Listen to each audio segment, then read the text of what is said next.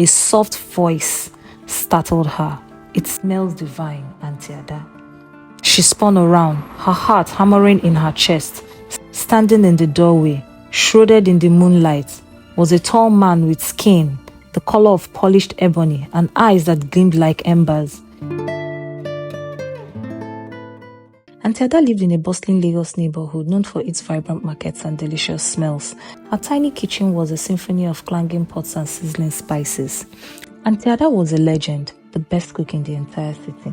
People lined up outside her door for a taste of her egusi soup, so thick and creamy it could stand a spoon straight up, and her jollof rice, golden yellow and bursting with flavor.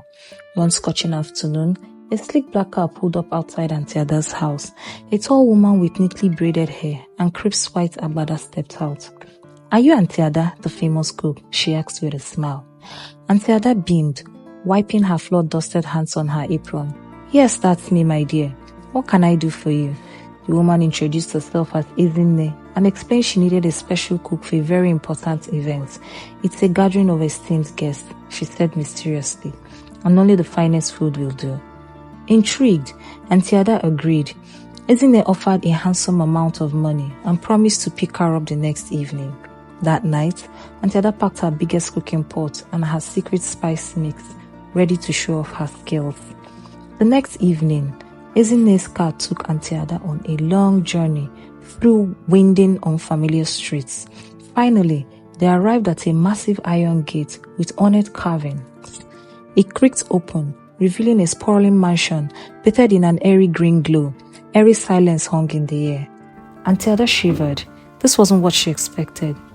"Where exactly am I, Ezinne?" she asked, her voice a whisper. Ezinne's smile faltered slightly. "Don't worry, Auntie Ada," she said, her voice hushed. "Just focus on your amazing cooking. The guests will be very pleased." As Ezinne led Auntie Ada through the airily lit mansion, a prickling sensation crawled up Auntie Ada's spine. The air felt different, colder and somehow still. She peeked into a large room. Her heart skipped a bit. Tables were laid out, but they weren't filled with people. Instead, they were empty chairs. Suddenly, Ezinne's words echoed in Auntie Ada's mind. A gathering of esteemed guests. A cold sweat trickled down her back. The blood drained from Auntie Ada's face. Her mind raced, trying to make sense of the empty chairs and the unsettling atmosphere. She clutched her spice mix together, a small comfort in the face of the unknown. Ezinne, sensing Auntie Ada's growing unease, placed a reassuring hand on her arm. "Don't worry," she repeated, her voice barely a murmur. "They're just different guests. Your food will make them happy." But Auntie Ada wasn't so sure. Everything about this situation felt wrong. Cooking for esteemed guests who weren't even there. In this strange, silent mansion, the thought sent shivers down her spine. Still, Auntie Ada was a woman, known for her courage, and she couldn't back down from a challenge, especially when it involved her passion, cooking. Squaring her shoulders, she turned to Ezinne. "All right," she said, her voice surprisingly firm. "Lead the way to the kitchen. Let's see what kind of magic I can whip up for these unique guests." Ezinne's smile flickered, a hint of relief crossing her features. She led Auntie Ada through a maze of corridors, finally stopping at a large, well-equipped kitchen. Moonlight streamed through a high window, illuminating a butcher block cladding with strange, unfair ingredients. Meats with an unnatural sheen and vegetables with an almost luminous glow. Auntie Ada frowned. She'd never seen anything like it. Hesitantly, she picked up a long purple carrot. It felt oddly cold and smooth to the touch. A shiver danced down her spine. These weren't ordinary ingredients. They were something else entirely. But Auntie Ada was a resourceful woman. Throughout her years, she'd learned to adapt her recipes to whatever ingredients were available. Taking a deep breath, she set her doubts aside. She may not know who she was cooking for, but one thing remained constant: her love for turning food into something delicious. With a determined glint in her eyes, Auntie Ada began chopping vegetables, the rhythmic sounds echoing in the vast, silent kitchen. As she walked, her mind couldn't help but wander back to Ezinne's cryptic words. "Esteemed guests," she said. guests who weren't alive? The thought sent a chill through her, but Auntie Ada pushed it down. She couldn't afford to let fear paralyze her. She had a job to do. Hours melted into the nights as Auntie Ada worked her magic. The kitchen filled with the fragrant aroma of simmering spices and sizzling meat. She created a feast for the guests. She created a feast for the ages. A rich egusi soup with a hint of smokiness from the unusual meat. A bed of golden jollof studded with brightly colored peppers, and a platter of plantains fried to crispy perfection. As she finished plating the last dish, exhaustion settled in her bones. Looking around at the spread before her, a spark of pride flickered within her. Even for esteemed guests of the unknown variety, she'd created a meal fit for royalty. A soft voice startled her. "It smells divine, Auntie Ada." She spun around, her heart hammering in her chest. Standing in the doorway, shrouded in the moonlight, was a tall man with skin the color of polished ebony and eyes that gleamed like embers. He wore a flowing white robe. Fear threatened to drown Auntie Ada, but the aroma of her cooking seemed to hold the figure at bay. Who are you?" Auntie Ada stammered, her voice barely a whisper. The figure smiled, a gentle warmth radiating from him that calmed her racing heart. "I am Baba Femi," he said. His voice was a deep rumble like distant thunder. "And you, Auntie Ada, have created a magnificent feast." He gestured towards the table, his eyes twinkling with amusement. "But before we partake, allow me to explain." Relief washed over Auntie Ada.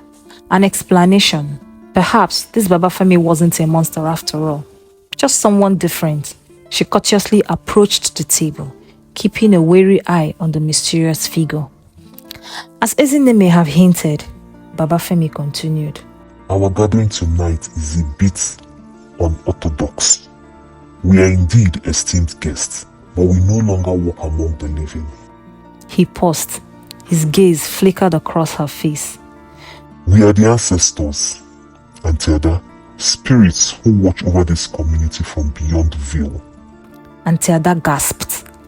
Ancestors? Spirits? This was far more than she'd bargained for, but a strange sense of peace settled over her. These weren't malevolent beings, they are simply watching. "And why?" she finally managed, her voice still tinged with nervousness. "Why hire me to cook?" Baba Femi chuckled, a sound like wind rustling through dry leaves. "Your reputation precedes you, Auntie Ada. The love and care you weave into your cooking transcends the mortal realm. It nourishes not just the body, but the spirit as well. Tonight, we celebrate the lives we lived, and your food is the perfect offering."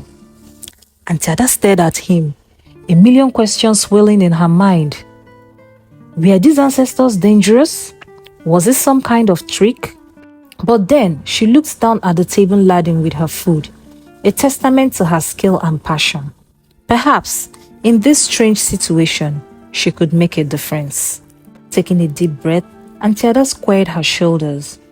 "Well, Baba Femi," she said, her voice firm, "if my food can truly nourish the spirits, then I'm honored to be a part of this celebration."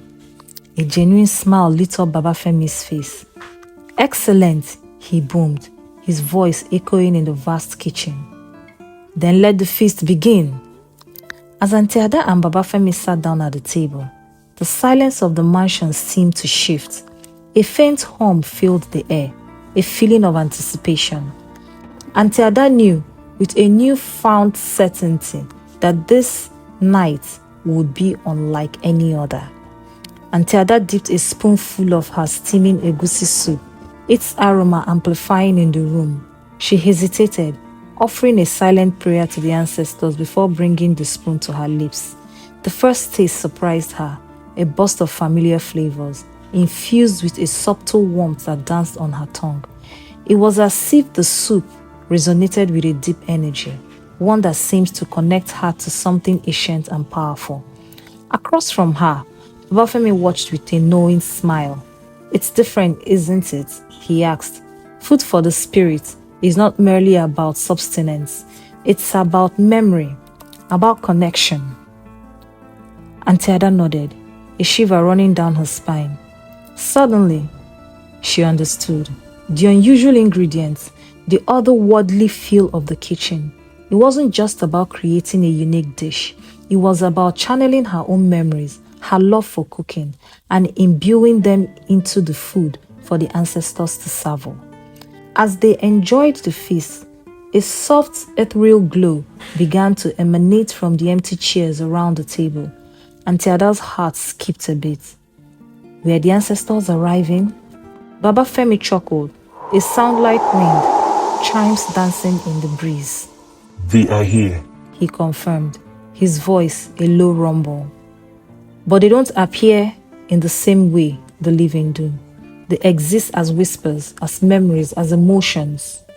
Hesitantly, Auntie Ada glanced at the glowing chairs. A sense of respect and awe washed over her. These were the guardians of her community, the ones who watched over her life, even if she hadn't known it. Suddenly, a voice, barely a whisper, drifted from one of the chairs. Ah, egusi soup, just like Mama used to make. The voice was warm and nostalgic, filled with a longing for the past. Auntie Ada's eyes welled up. The ancestor, whoever it was tasting not just the soup, but a lifetime of memories attached to it. Over the next few hours, the room hummed with a gentle buzz of conversation. The ancestors, one by one, shared their thoughts and feelings, their appreciation for Auntie Ada's cooking. Some described scenes from their lives, the meals they enjoyed, the laughter they shared. Others spoke of their love for their descendants, their pride in watching over the community. Auntie Ada listened intently, her heart overflowing with a newfound understanding. These weren't just spirits, they were people, mothers, fathers, grandparents who had lived rich lives and left their mark on the world. And through her cooking, she was creating a bridge between their past and the present. As dawn approached, the glow surrounding the chairs began to fade. The ancestors were preparing to return to their realm. Thank you, Auntie Ada, Bafemi said, a deep gratitude in his voice. You have brought us immense joy tonight. It was my honor, Auntie Ada replied, sincere warmth radiating from her. This experience, although terrifying at first, had changed her. She was no longer just a cook. She was a conduit, a bridge between the living and the dead. But this isn't the end, is it? She asked, a question bubbling up within her. Baba Femi smiled enigmatically. No, Auntie Ada, he said. This is just the beginning. You have a unique gift, and there may be other times when your skills are needed. When the time comes, we will find out. With that, the glow surrounding him intensified, and then, in a blink, Baba Femi vanished. Auntie Ada was left alone in the vast kitchen, the silence heavy with the weight of the night's events. She looked around at the remnants of the feast, a bittersweet feeling settling within her. Though scared, she couldn't deny a newfound excitement. Auntie Ada spent the next few days in a daze. The experience with the ancestors had shaken her to her core, yet a strange sense of purpose bloomed within her. She went about her days with a newfound appreciation from the simple act of cooking, knowing it could hold a deeper meaning than just filling bellies. One afternoon, as she was chopping vegetables for her famous jollof rice, a familiar knock came at the door. It was Ezinne. Her smile was wider than usual. Auntie Ada, she began, the ancestors were very pleased with your cooking. They said it brought back beautiful memories. Relief washed over Auntie Ada. So they liked it, she asked, a nervous laugh escaping her lips. Ezinne chuckled. Liked it? Auntie Ada, they haven't stopped talking about it. They want you to return next week for another gathering. Auntie Ada's eyes widened. Here it was, the call Baba Femi had mentioned. A mixture of fear and excitement bubbled within her. Taking a deep breath, she looked Ezinne in the eye. All right, she said, her voice firm. I'll be there.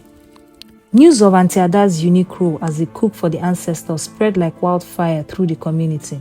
People marveled at her courage and her gifts. Auntie Ada, in turn, learned valuable lessons from the ancestors about the importance of family, the power of memory, and the enduring strength of the human spirit. One day, a young apprentice named Aisha came to her, her eyes filled with curiosity. Auntie Ada, she asked, "Is it true you cook for spirits?" Auntie Ada smiled warmly. "Not exactly, Aisha," she explained. "I cook for those who are no longer with us, but whose memories are still alive. And in doing so, I help connect them to the living." Aisha's eyes sparkled with understanding. "So, it's about more than just the food." "Exactly," Auntie Ada said, placing a gentle hand on Aisha's shoulder. "It's about love, respect, and remembering those who came before us. Because after all, they are the ones who shaped who we are today." From that day on, Auntie Ada not only continued to cook delicious meals, but she also shared the stories and wisdom of the ancestors with the younger generation. She taught them that life was a precious gift, to be cherished and filled with love, laughter, and of course, good food. And so, her kitchen became more than just a place to cook.